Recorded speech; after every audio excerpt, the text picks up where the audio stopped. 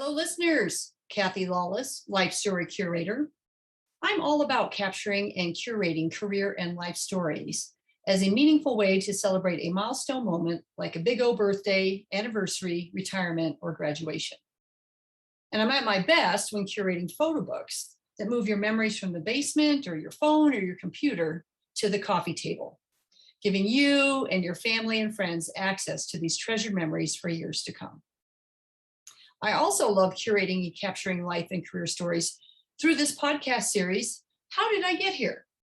It's a series of interviews designed for people just starting out in their careers, people in transition, or possibly feeling stuck, and giving them access to the stories of people who have been there, done that, so that they might be inspired with some new ideas, or maybe just comforted knowing they're not alone, that everybody starts somewhere and everybody goes through times of transition and times when they feel stuck.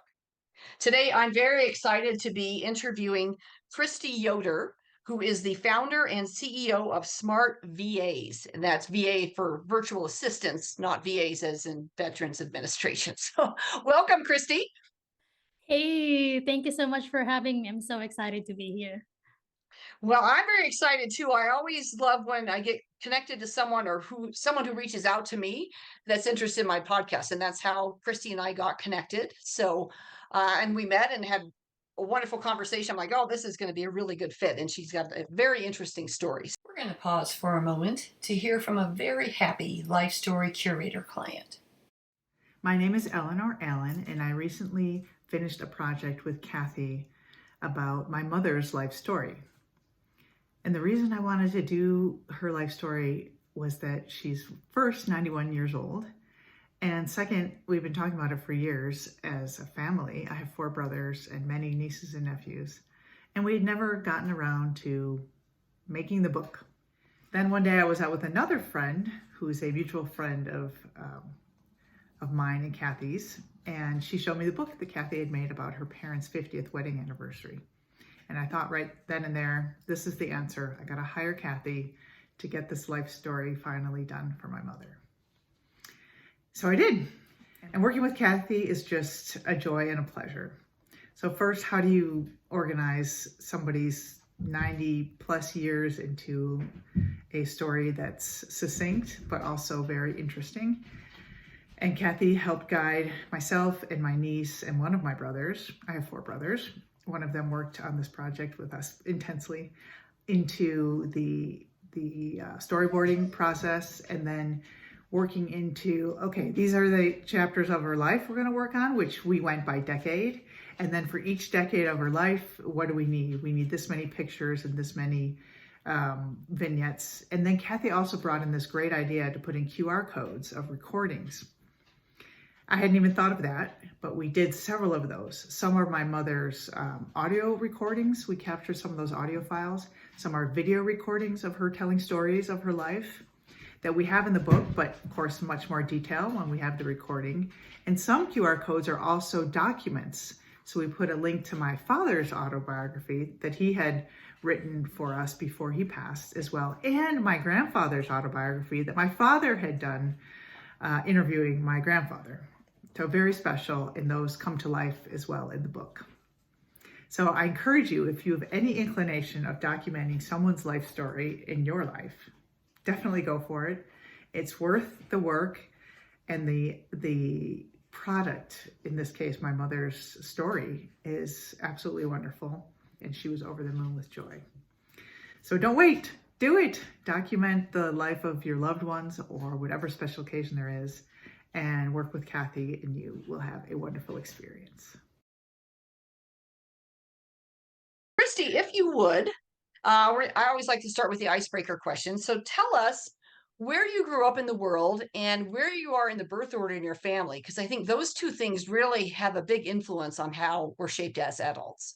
Yeah, so I grew up in the Philippines. I moved to the States in 2019. So I'm currently in Ohio right now, and I'm the youngest. I always tell people when they ask me, "So are you the youngest? Are you the eldest?" And I always say I'm the youngest and the prettiest, and they all laugh every time I say that. Because they rhyme, right? Youngest and the prettiest. And the prettiest, yes. Well, and I love that you also add that qualifier on there too. So how many in your family that you're the youngest and the prettiest of? Yeah, so I have three siblings. I have one sister and I have two brothers. Ah, okay. And are you pretty close in age or spread out?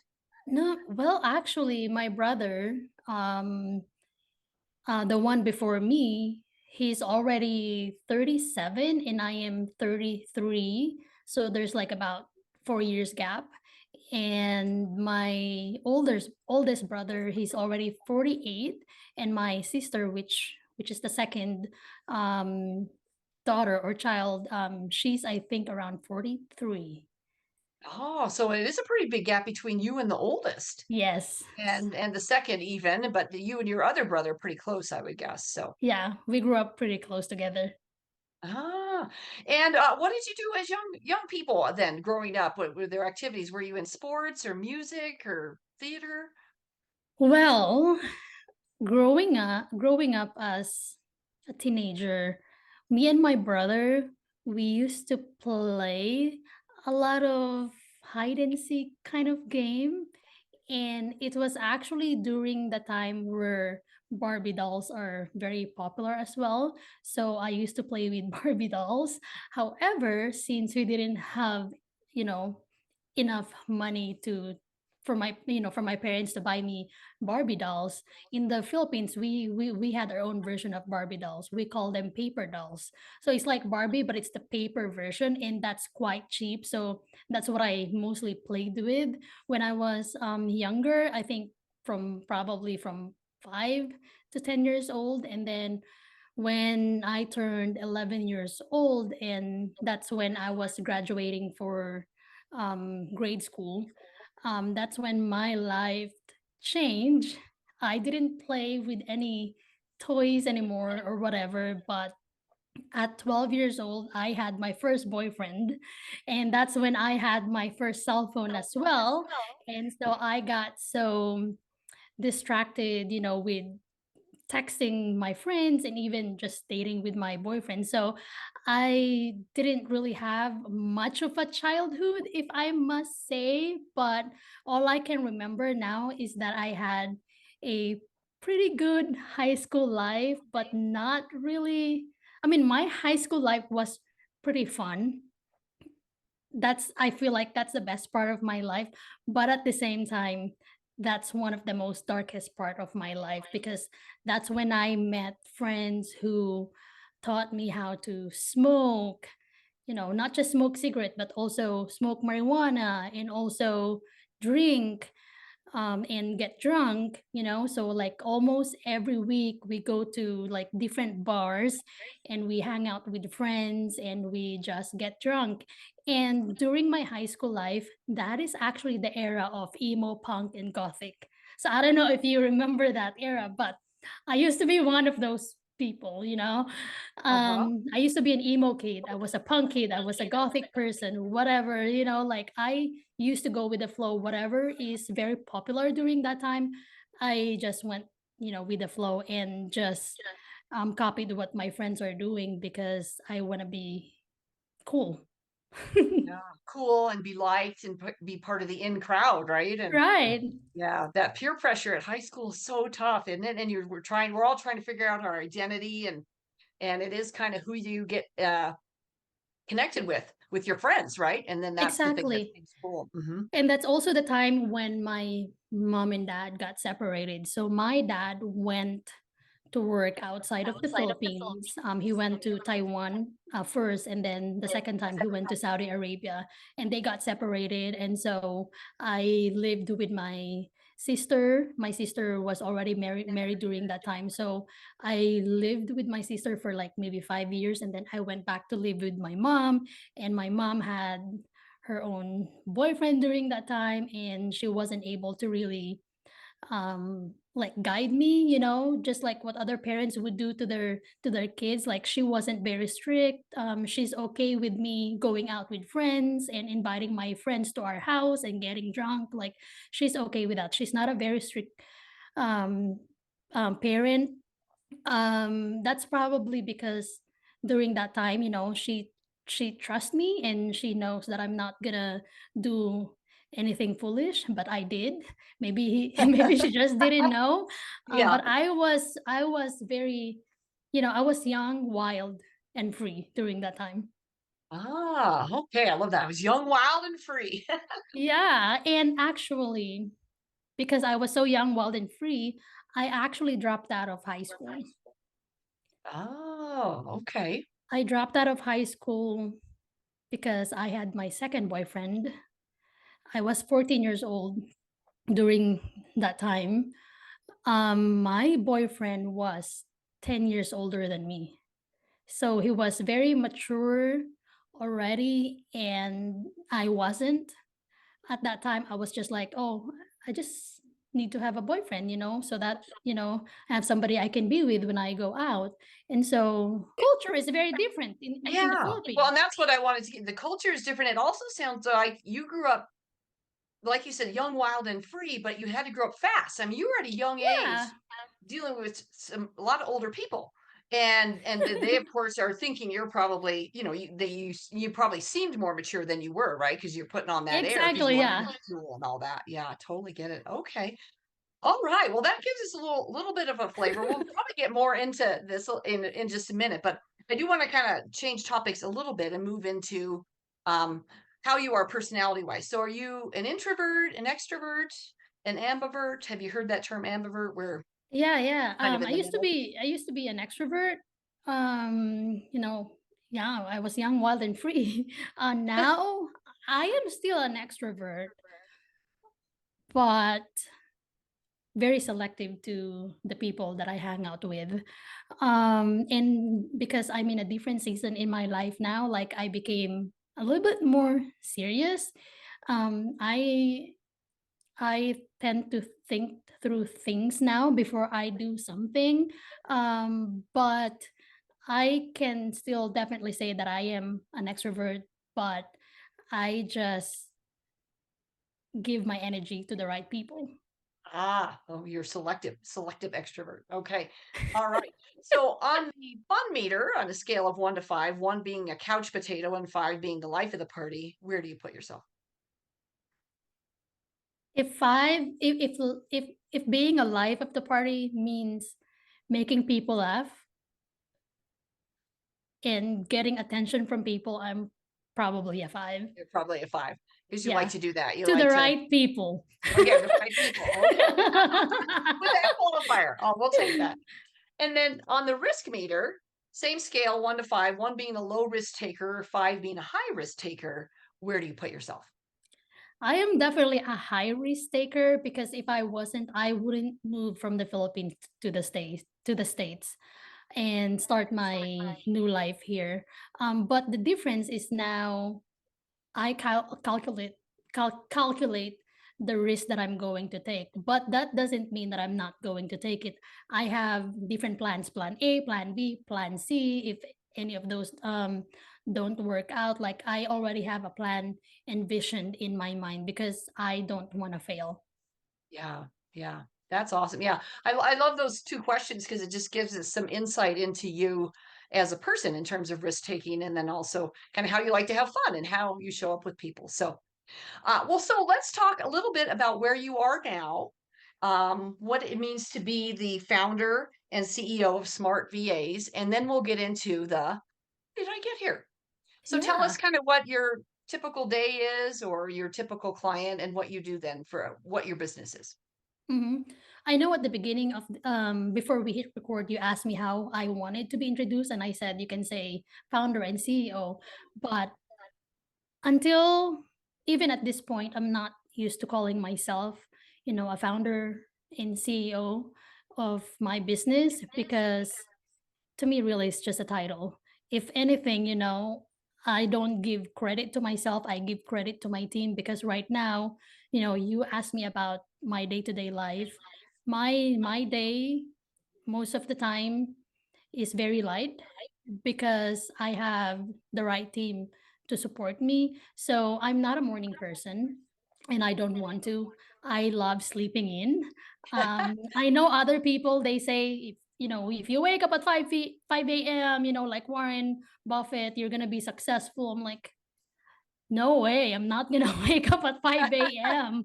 Maybe when I get older, when I have trouble sleeping already, I'll do that. But now I love sleeping and I wake up at 8 a.m. So I wake up at 8 a.m. I start my day at 8:30. That's when we have our daily huddle to meet with my core team. Then after that, it's either I talk to 2 or 3 people and have meetings with them in the day. But mostly the way how I structure my day is the first half of my day that's going to be for meetings, and then the second half of my day that is spent for my white space. So if you look at my calendar right now, from 8 to 12, I have meetings.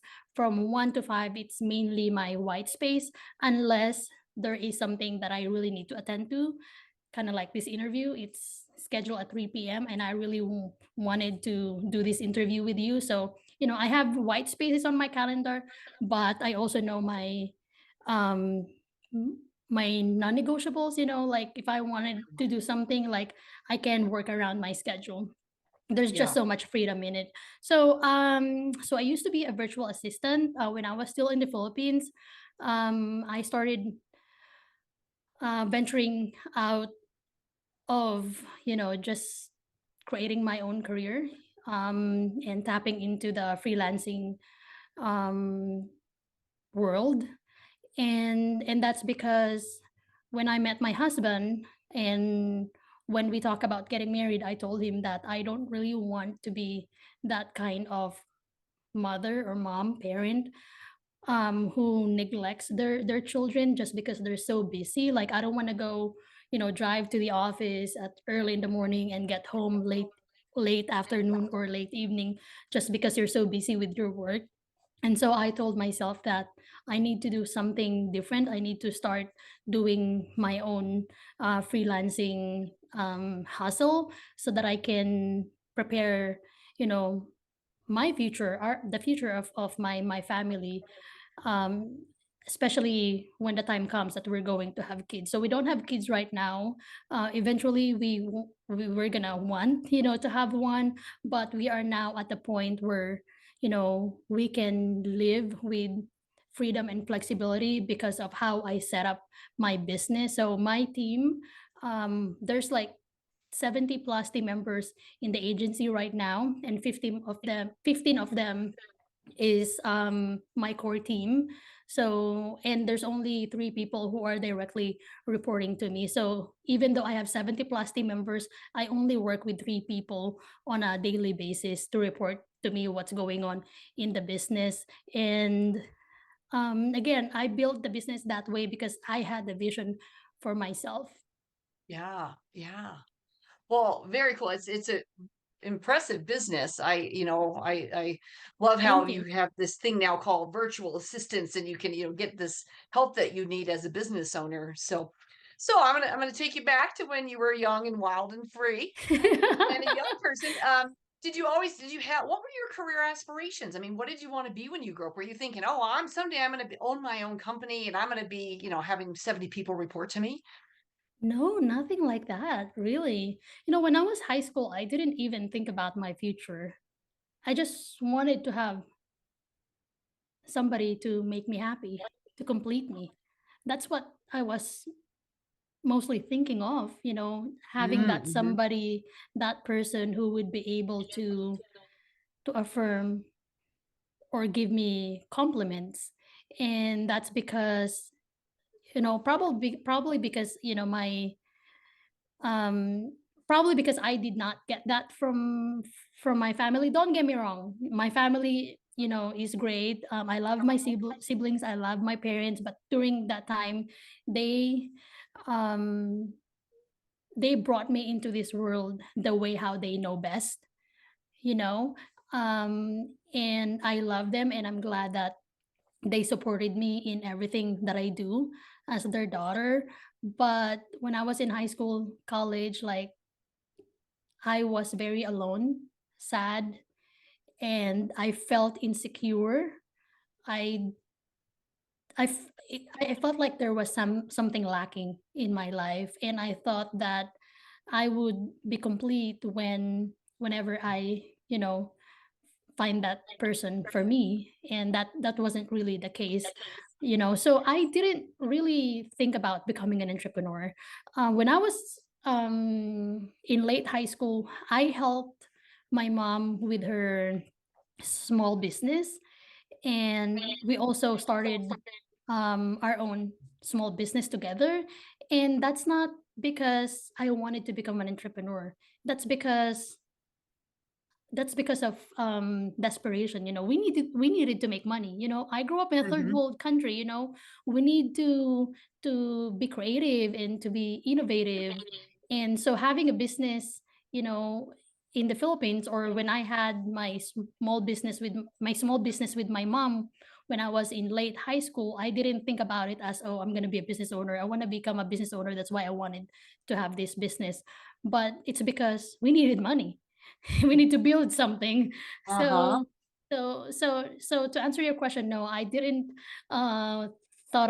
didn't think of becoming an entrepreneur. And I don't I didn't even know what I wanted to be growing up. When I was young, I just wanted to be with someone who would be able to complete me. That's it. Ah, okay. Then would know that. I'm so great to share that. I would, I can relate to that. 'Cause when I was a young person, I got to tell you, I did not know what I wanted. I couldn't even envision my life outside of high school. I'm like, I don't know. I don't know what I'm going to be doing. Whereas my sister, on the other hand, was like, saw herself in business and doing something in business and wearing suits and doing, so she had this kind of image. And I'm like, I don't know. Am I even going to live past high school? I don't want to sound like I was suicidal in any way, because I wasn't, but I just didn't have any like aspiration or vision of where it was. I didn't really think I wanted someone to completely, even though I got married very young to first husband at 20. Um, and maybe that's what I was looking for. So I don't know, but I think thank you for sharing that, because that's what, when you are young, sometimes you're stuck in that identity thing we talked about and you don't know what to do. You're having fun, you're partying, yet you also needed money. So there was a very big reality in your world, right? About I have to be doing something to earn money. And what is that going to be? And then, Yeah. but it sounds like you had a little college in there too. So were you studying something in particular in college or? Yeah, so earlier I mentioned that I dropped out of high school. It was during my second year high school. Just because I got so busy hanging out with my friends and drinking a lot. But there was one time I was hanging out with my friends at a bar. I think it was about midnight. My mom texted me and she told me, "Hey, there's a program in our community for out of school youth. What you're just gonna do is you have to attend one session per week for the entire year, to review the exam, to review for the exam." And I was like, okay, whatever. And so I started attending the sessions to review for the exams, but I only attended the sessions like maybe twice or thrice, because I wasn't very serious with my life during that time. I was like, I just want to be happy. I don't care about studies. I just want to be happy. And so I thought that I'm out of the program already because I wasn't able to complete the review sessions. But then one night, um, I was also hanging out with my friends and getting drunk. It's probably around 2 a.m. I don't know why my mom was still awake during that time, but she texted me around that time and she told me, "Hey, the exam for you to get to college is tomorrow." And when she said tomorrow, that's the same day. Yeah. Yeah. And she told me it was at, 7 a.m. And she texted me at 2 a.m. I was like already tipsy. Like, I was like, okay, I'm going to go home and see if I can pass the test. And so I went home probably around 5, and I probably didn't take a shower. I just went to the exam center and I took the exam. The exam was about different sorts of subjects like math, science, English. Um, whatever whatever curriculum we have during that time.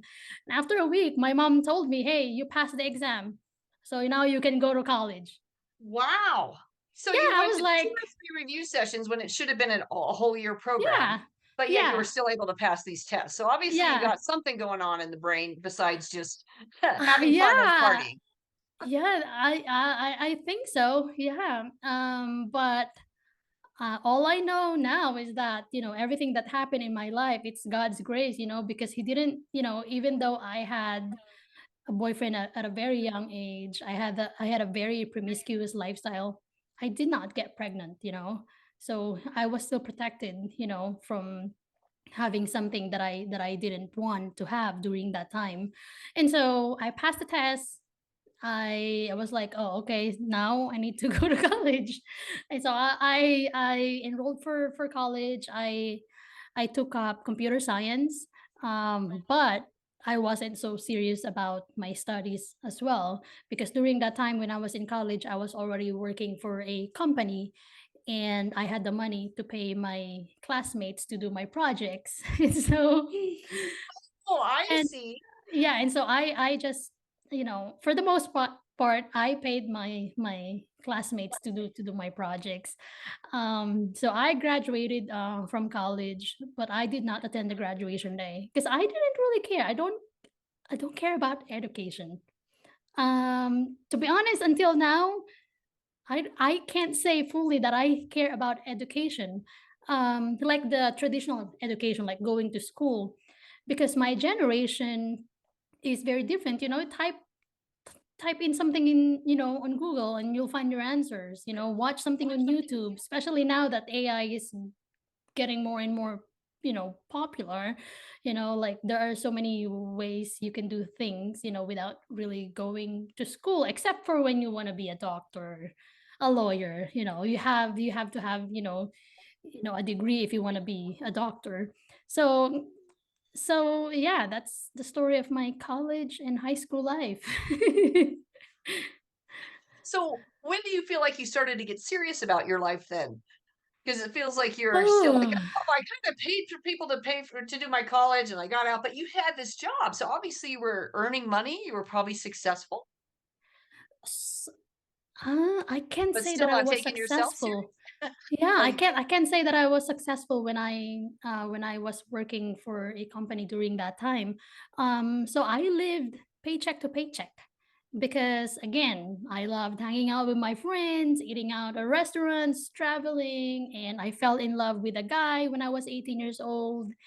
And like I said, I was one of those emo kids. I love music, I love going to concerts and bar gigs, and I met this guy who was a vocalist of a band, and I fell in love with him. We texted, we chatted, only for me to find out that he was married. oh, mm, 18 years old. I was 18 years old. I was stupid. I was mhm. again young, wild, and free. I told him, well, if you really love me, you're gonna leave your wife and your daughter. And he did. So we lived in together for 5 years, or probably 6 years. We lived in together for 6 years. And within those 6 years, I wasn't also happy. You know, I Mm. told him to leave his wife, his family, because I wanted to be happy. But then when we lived in together, I wasn't also happy. I wasn't still complete like I wanted to. Like you And thought you that's were going to because, be. Mhm. yeah, and that's because he's a womanizer. He cheated over me. He met with like friends that I know, mutual friends and people that I'm close with. Like he cheated over me, and I had no idea why. And during that time, all I know was there was something wrong with me. Ah, I that's how was you like, internalize what his yeah, behavior was, is it was you that was causing it, huh? yeah. I was like, was I not enough? Was I not beautiful? Was I not giving him what he wants? And when you're in that kind of a relationship, if you think that you're not enough, you're gonna perform, right? Like because you really want to satisfy him. But even, if you give your best, if the person, you know, is is not also in his right, I don't know, mind. I don't know how to Yeah. say it, you know. Yeah. Uh-huh. You can't, there's nothing you can do for him to change if he doesn't know what he's doing wrong. And so I felt so insecure. I wasn't very confident, but there was one time I was so fed up. I was so sick and tired of what he was doing to me. And I told him that I'm gonna end the relationship, and he didn't want to. He tried to change, but after 2 months, he didn't really. Um, and so I just ended the relationship. It was very, very hard for me because he was my world. You know, I planned my future with him. And when I broke up with him, it's like starting my life over again.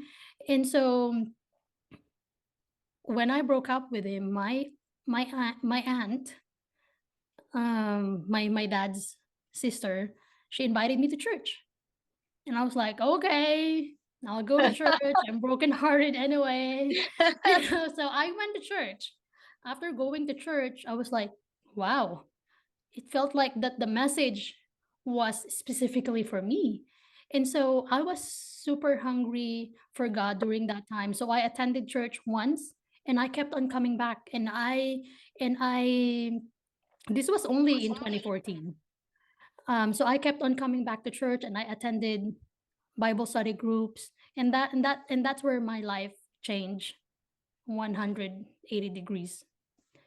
And I came to know God. I realized that there was nothing wrong with me, you know, and I realized that everything that I did from grade school up to college, up to, you know, up to the time where I knew God, he's protecting me, you know.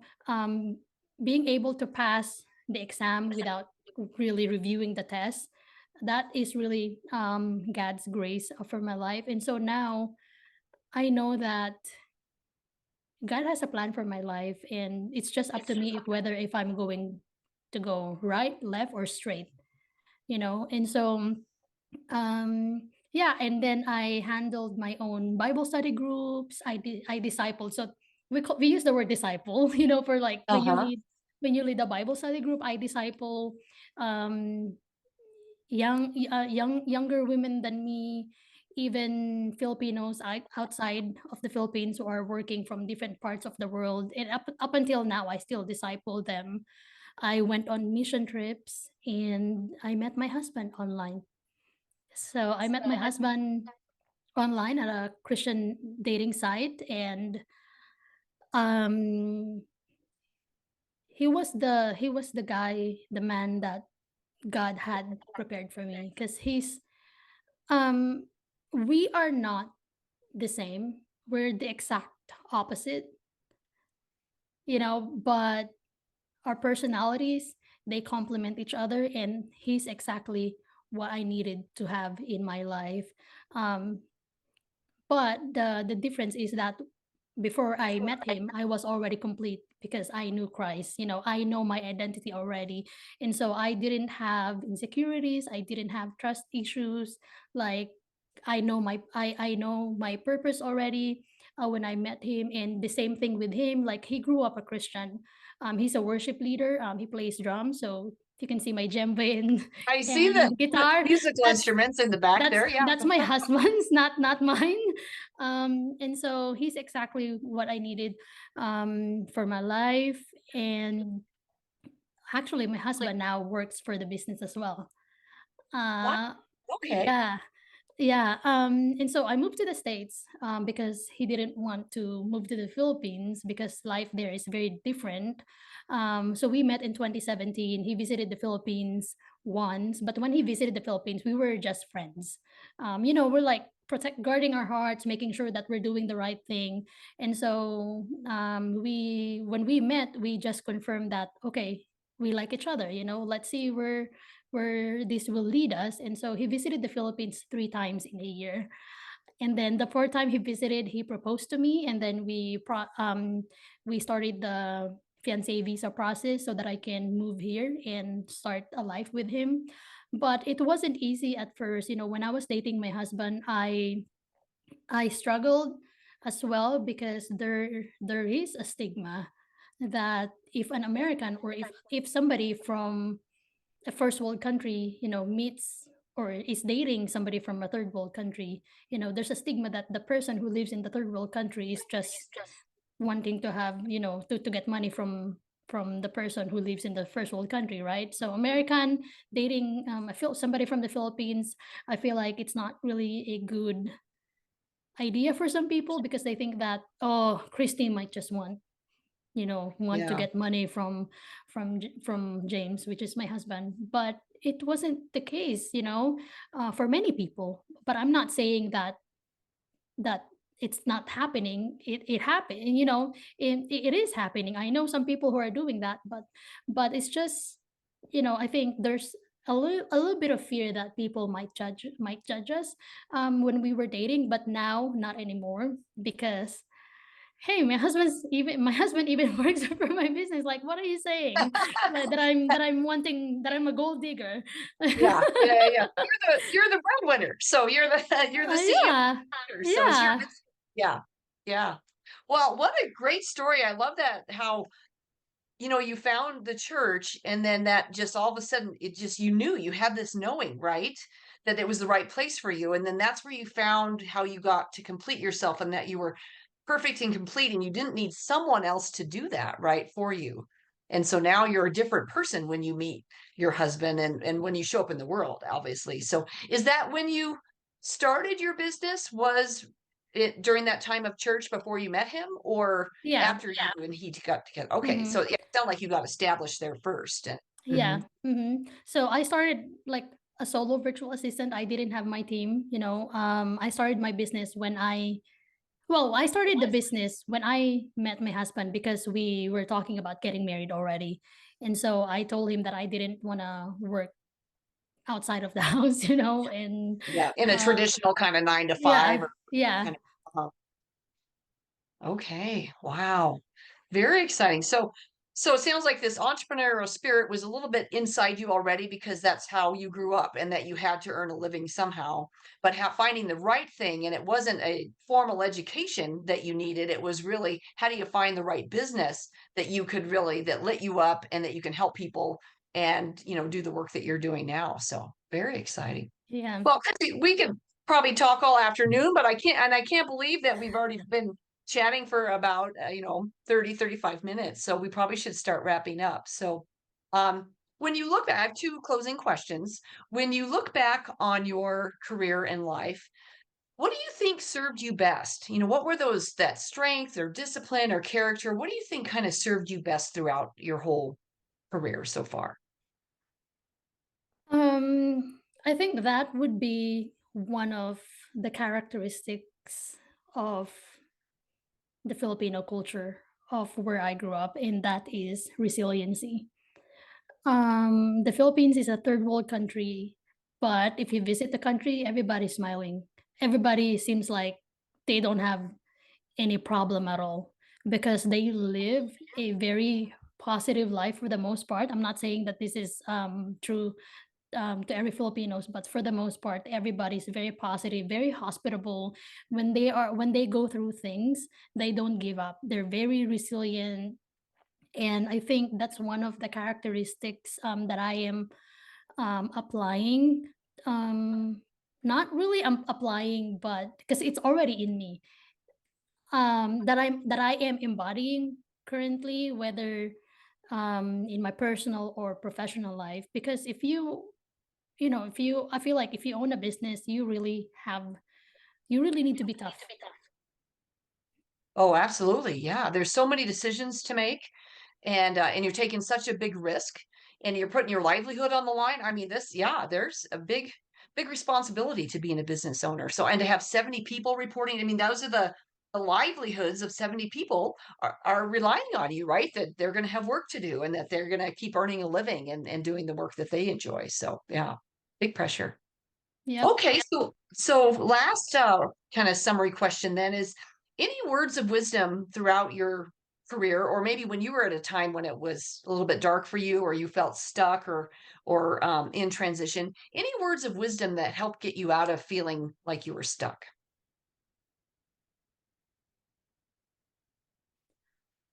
There's actually a lot that I can think of right now, but I think something that really speaks to me a lot, even during my younger years and even at this point, is that God will always come through. God comes through regardless. Um, Even when I didn't know him, even when I didn't have a relationship with him, he still protected me. And even though, there were a lot of times where I didn't have money, there was a lot of time where I only had a penny and that wasn't even enough to feed myself. Um, God came through. There was a point I needed money because I was so hungry, you know, and it's like there was somebody telling me, like there's like a voice in my head telling me, "Oh, check the back of your of this wallpaper or like the photo album. Check the back of this photo album and see if there's money there." And I checked the back of the photo album and there was like a dollar bill that's enough for me to eat, for the day. And I was like, how did that money get in there? So I feel like in my life, when I was at the lowest, when it was time for me to jump off of the building, you know, God comes through. When I only had when I only had that one last piece of strand to live by, God came through for me. So I feel like it's the same for other people. People may call it the universe or whatever you Mhm. want to call it. It's still the same. Yeah. Yeah. When you look at, like you said before, you found God, you look back and you can see all those signs of where there was protection and there was guidance, but you just didn't know where maybe it was coming from or how. But yet look at you now, and so resilient, and creating this life for yourself that is more than what you imagined, because you couldn't even imagine it at the time, Oh right? yeah. Yeah. Exactly. Wow. Well, what a great and fitting inspirational ending to your story today. I know that story is going to continue, but for our podcast, the ending of your of your story. So, well, Kristy, Don't end my story yet. Just yeah, kidding. there's no end to your story. I had someone say to me once, they're like, "Well, I don't want to do my story isn't over. I can't do your podcast." And I'm like, "Well, no, no one's story is over. I hope, right?"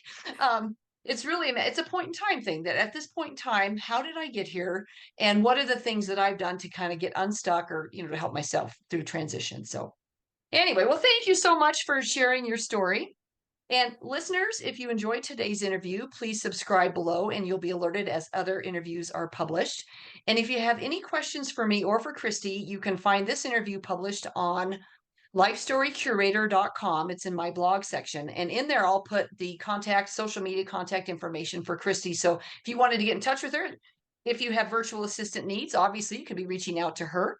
And then, or if you just want to know more about her story or more about um, her different social media aspects, then that information will be there too. So anyway, on that note, I'll say stay safe, stay well, and let's keep sharing those stories. Have a great day.